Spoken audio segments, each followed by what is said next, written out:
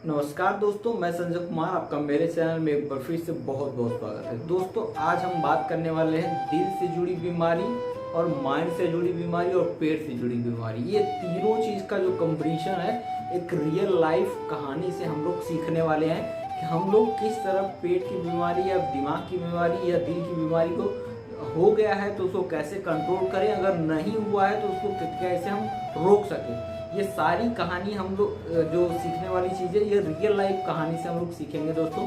और ये कहानी इतना इम्पोर्टेंट होने वाली है हमारे लिए, क्योंकि ये आज नहीं तो कल हमारे किसी भी या रिलेटिव में, हमारे घर में हो सकता है दोस्तों। तो इसलिए ये कहानी बहुत ही इम्पोर्टेंट है, तो वीडियो के अंत तक बने रहिए दोस्तों।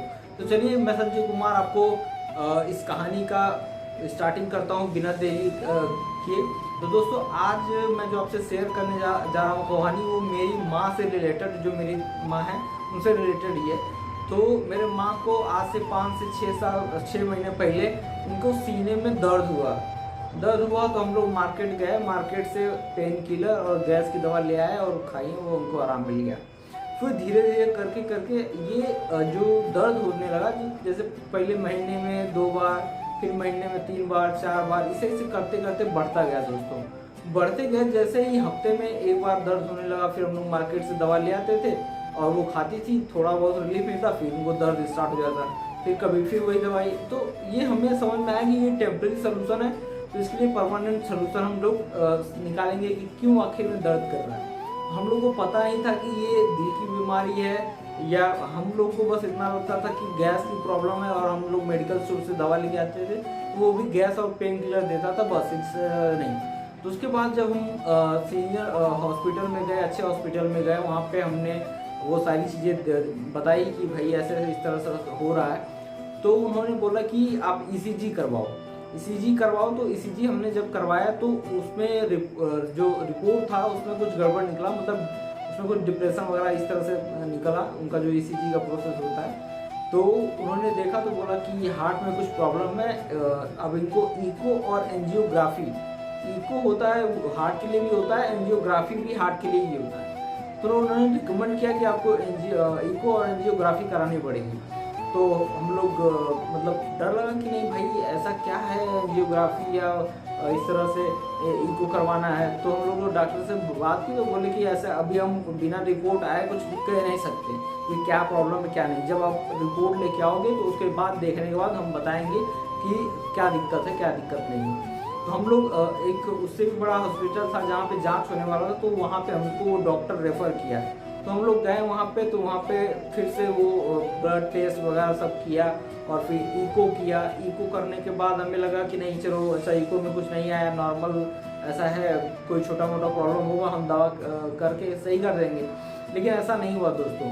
फिर उसी दिन ईको के बाद फिर एंजियोग्राफी हुआ लास्ट। जब एंजियोग्राफी हुआ दोस्तों, तो उसमें पाया गया कि हार्ट के नलियों में 5-6 ब्लॉकेज हैं और मेजर 2 ब्लॉकेज थे, एक 85 एक 95 मेजर ब्लॉकेज थे, जो मेन कोरोनरी आर्टरी होती है उसमें मेन ब्लॉकेज थे 95 और 85%। तो इतना ब्लॉकेज था दोस्तों, इसकी वजह से चेस्ट पेन हो रहा, मतलब ब्लड फ्लो होके हार्ट में नहीं जा पा रहा था, कम जा पा रहा था, इसकी वजह से वो दर्द हो रहा था। तो जैसे ही ये कहानी मैं और मेरे परिवार में सबको पता चला कि इनके हार्ट में ब्लॉकेज है, वो 5-6 ब्लॉकेज है। और वहाँ पे जब एंजियोग्राफी के बाद वो जो डॉक्टर था उन्होंने बोला कि ओपन हार्ट सर्जरी करनी पड़ेगी, क्योंकि उनको मल्टीपल ब्लॉकेज है। तो मतलब ऐसा नहीं है कि स्टेंट डाल दिया, एक स्टेंट मतलब छल्ला या स्प्रिंग बोल सकते हैं कि 1-2 जगह पे ब्लॉकेज है, छल्ला डाल देंगे तो हो जाएगा, ऐसा नहीं है। उन्होंने बड़ा मल्टीपल ब्लॉकेज है, इसलिए ओपन हार्ट सर्जरी करने के बाद सारी जो नसें हैं, जहाँ पे बाईपास नसें जोड़ी जाएंगी, वहाँ से ब्लड फ्लो नहीं हो रहा है, तो दूसरी नस जोड़ने के बाद वहाँ से ब्लड फ्लो होने लगेगा और आदमी सही हो जाएगा। तो इतना सुनने के बाद तो हमने डॉक्टर से पूछा कि भाई डॉक्टर साहब, ये तो प्रोसेस ठीक है, लेकिन इसमें रिस्क कितना है, और ये मतलब हमें मतलब ये आराम मिल जाएगा या रिस्क कितना है। रिस्क तो बोले कि रिस्क बेटा देखो 100% है, इसमें जान भी जा सकती है, इसमें कोई मतलब 1% का हम लोग जिम्मेदारी नहीं लेंगे और ओपन हार्ट सर्जरी करना ही है। जैसे मुझे नहीं पता था वैसे और लाखों लोग होंगे जिनको ये चीज़ पता नहीं होगी, करोड़ों लोग होंगे जिनको ये चीज़ पता नहीं होगी। आने वाले समय में किसको कौन सी बीमारी लग जाए कोई गारंटी नहीं है दोस्तों। तो उस कंडीशन में डॉक्टर ने बोला कि ओपन हार्ट सर्जरी के सिवा और कोई हमारे पास चारा नहीं है। तो जैसे घर में सबको पता चला कि ओपन हार्ट सर्जरी होगा और उसमें बचने का चांस भी कोई डॉक्टर कोई रिस्पॉन्सिबिलिटी नहीं ले रहा है कि नहीं यहाँ गारंटी ले रहा हूँ कि भाई मतलब 50% या 60-70% जो भी है कि हाँ हम ठीक कर सकते हैं, ऐसा बिल्कुल डॉक्टर नहीं बोला। वो सीधा सीधा मना कर दिया कि भाई ऑपरेशन करेंगे, अगर सक्सेस हो गया तो सही है, नहीं सक्सेस हुआ तो कहानी खत्म। इतना हो गया। तो इतना सुनने के बाद एक तो मैं आइडिया का पेशेंट था पहले से डिप्रेशन में, तो उसके बाद कैसे कैसे जाके सही हुआ हूँ।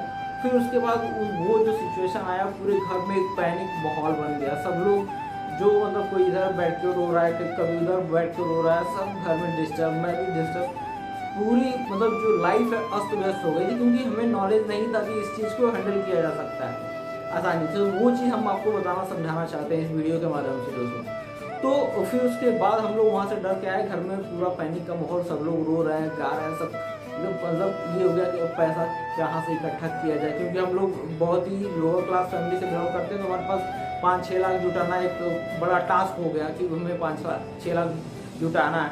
तो फिर मेरे माइंड में आया कि अगर हम 5-6 लाख रुपए जुटा के या ये ऑपरेशन करवा दे रहे हैं तो डॉक्टर भी गारंटी नहीं ले रहा है कि भाई इसमें मतलब बचने के चांस है या नहीं है, वो भी गारंटी नहीं ले रहा था। तो मैंने माता जी से मतलब बात किया और सबसे घर में बात किया, तो सब लोग बोले यार इसके अलावा कोई ऑप्शन है तो बताओ, क्योंकि ओपन हार्ट सर्जरी के लिए मम्मी खुद मतलब मानसिक और मतलब दिमाग से और शरीर से दोनों तरफ से स्वस्थ नहीं थी कि वो उस तरह से ओपन हार्ट सर्जरी को झेल पाए।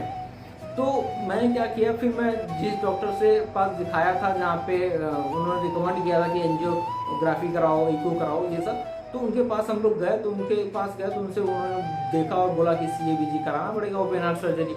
तो हमने उनको बोला कि सर देखिए हमको CABG नहीं करवाना है, क्योंकि हमारी माता जी जो मेंटली फिजिकली बिल्कुल तैयार नहीं है ऑपरेशन के लिए। अगर कुछ हो जाता है तो हमारा पैसा भी जाने वाला है और जो पेशेंट है वो भी जाने वाला है। इस तरह से पूरा पैनिक वाला माहौल बना। तो उन्होंने बोला अच्छा ठीक है, आप एक काम करो, यहाँ हमारे यहाँ एक हार्ट के जो कार्डियोलॉजिस्ट होते हैं वो बैठते हैं, उनसे आप एक बार डिस्कस करो। मैंने बोला ठीक है। तो मैं उनके पास गया दिखाने के लिए। तो उन्होंने देखा तो उन्होंने भी यही सजेशन दिया कि ओपन हार्ट सर्जरी ही होगी।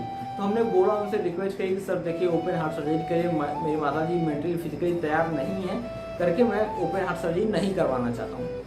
तो डॉक्टर ने बोला कि फिर स्टेंट डलवाना पड़ेगा। तो मेरे माइंड में आया कि चलो स्टेंट डालना पड़ेगा। तो मैं वहाँ पे देखा, जो ग्राफ था हमारे पास रिपोर्ट थी, उसमें 5-6 जगह ब्लॉकेज, 2 जगह मेजर ब्लॉकेज थे, एक 85 एक 95। तो मैंने सोचा कि 95 और 85 में अगर स्टेंट लग जाता है तो उसके बाद जो 60-70% है तब भी 30% ब्लड वहाँ से फ्लो होगा। शायद हम लोग कुछ दिन मतलब अपने माता जी को जिंदा रख सकते हैं अदर देन की मतलब ओपन हार्ट सर्जरी के। तो उनसे बात किया तो उन्होंने बोला कि भाई आपको वो एंजियोग्राफी का CD लेके आना पड़ेगा, वो हम देखेंगे कि नसें स्टेंट डलने लायक हैं कि नहीं है। मतलब ऐसी तो नहीं है कि कमजोर नसें स्टेंट मतलब डालते समय कोई दिक्कत हो जाए, ये है वो है। तो हमें CD लाने के लिए फिर से वही वापस हॉस्पिटल में जाना पड़ा जहाँ से एंजियोग्राफी हुआ था।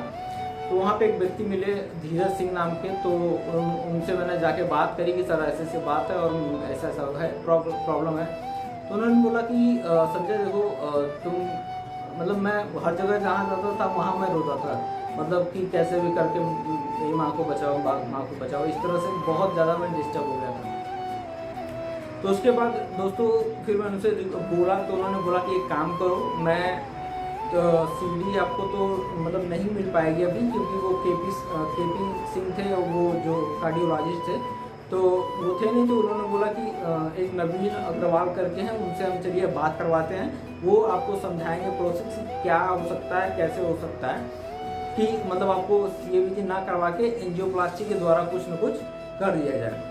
तो मैं बोला ठीक है, अगर एंजियोप्लास्टी होता है, अगर 5 साल 2 साल 3 साल, देखो आदमी को आज नहीं तो कल मरना ही है, लेकिन हमारी किस्मत में अगर लिखा है कि भाई 10 साल जीना है या 20 साल जीना है या 5 साल या 1 साल 2 साल, तो वो तो हमारे लाइफ में मिलेगा ही मिलेगा। इस पर हमारा कंट्रोल नहीं है, हम किसी को मार नहीं सकते हैं, हम किसी को बचा नहीं सकते हैं, इतना तो हमारे पास कंट्रोल नहीं होता है। दोस्तों फिर हम नवीन अग्रवाल के पास गए, वहाँ से उनसे बात करी, भाई सर ऐसा ऐसा दिक्कत है और ये मैं ओपन हार्ट सर्जरी नहीं करवाना चाहता हूँ। तो उन्होंने समझाया कि बेटा देखो, आपके मम्मी के हार्ट में मल्टीपल ब्लॉकेज है, जैसे कि तो अगर मान लो हम स्टेंट डालते नहीं हैं, जो मेजर जो ब्लॉकेज है उसमें स्टेंट डालते हैं, तो फिर भी प्रॉब्लम रह जाएगी। जो 50-60% है जो ब्लॉकेज है वो रह जाएगी। तो दोस्तों मैं एक चीज़ और यहाँ पे क्लियर कर देता हूँ, जो ब्लॉकेज होता है तो उन नसों में कभी कभी कोलेस्ट्रॉल जमा हो जाता है, जिसकी वजह से जो नसें होती हैं उसमें अंदर ब्लॉकेज आ जाता है, पहला ब्लॉकेज। दूसरा ब्लॉकेज ये होता है कि नसें जो होती हैं ना जगह जगह पे सिकुड़ जाती हैं,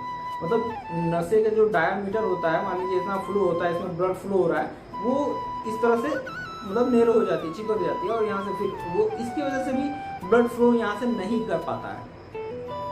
तो वो भी प्रॉब्लम थी। तो मैंने डॉक्टर से डिस्कस किया, उन्होंने बोला कि बेटा ठीक है, तो आप मुझे लिख के दो कि हमने मतलब ओपन हार्ट सर्जरी आपको सजेस्ट किया था और आप एंजियोप्लास्टी करवाना चाहते हैं। तो मेरे पास और कोई ऑप्शन नहीं था, तो मुझे फाइनली लिख के देना पड़ा कि सारा ये जो भी प्रोसेस है मैं अपने मर्जी से करवा रहा हूँ और इसमें मेरी जिम्मेदारी है और ये एंजियोप्लास्टी ही होना चाहिए। ठीक है, तो उसके बाद डॉक्टर ने बोला कि आप बेटा ये सारे कागज जो है वो अपना डॉक्यूमेंट फाइनल करवाओ, और आप मतलब कि 2 दिन बाद उन्होंने बुलाया कि 2 दिन बाद आपको दोपहर में आ जाना है, रात में हम प्लानिंग करेंगे और कल सुबह 8 बजे हम ऑपरेशन करेंगे, मतलब वो एंजियोप्लास्टी करेंगे। तो हमने कहा ठीक है चलो, फिर हम लोग आए। अब घर में मेरा जो माइंडसेट था, आपको पता ही होगा कि IBS वाला जो बंदा होता है बहुत सेंसिटिव होता है, वो माइंड से इतना ज़्यादा डिस्टर्ब रहता है कि वो हंसना खाना पीना सब मैं भूल गया था, इतना ज़्यादा मतलब प्रॉब्लम थी। और वो मुझे लग रहा था कि